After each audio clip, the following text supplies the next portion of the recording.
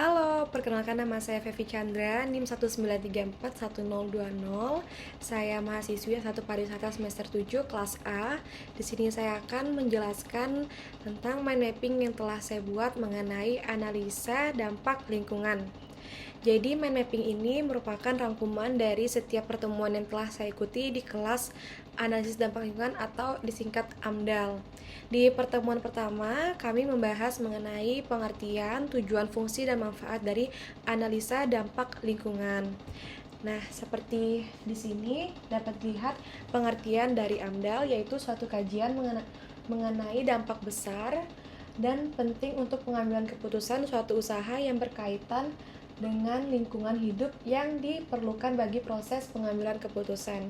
Kemudian tujuan dari AMDAL yaitu untuk menjaga keseimbangan alam dan lingkungan dengan baik sehingga tidak mendatangkan kerugian bagi manusia maupun makhluk hidup lain.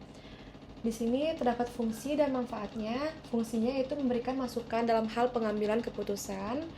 Kemudian manfaatnya yaitu kita dapat mengetahui lebih awal mengenai dampak positif dan negatif dari suatu proyek.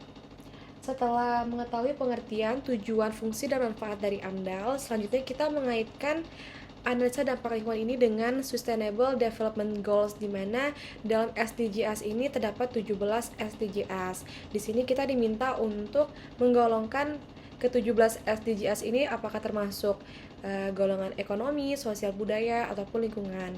Di sini contohnya dari golongan ekonomi seperti tanpa kemiskinan dan tanpa kelaparan. Kemudian contoh dari sosial budaya yaitu kesetaraan gender dan berkurangnya kesenjangan.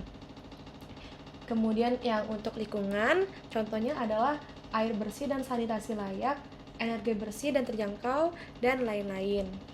Nah, setelah itu kita juga diminta untuk membuat siklus perjalanan udara, darat, dan laut. Di sini saya memaparkan contoh dari siklus perjalanan darat dan udara. Nah, dalam siklus ini terdapat kegiatan yang berkaitan dengan kegiatan ekonomi, sosial budaya, maupun lingkungan.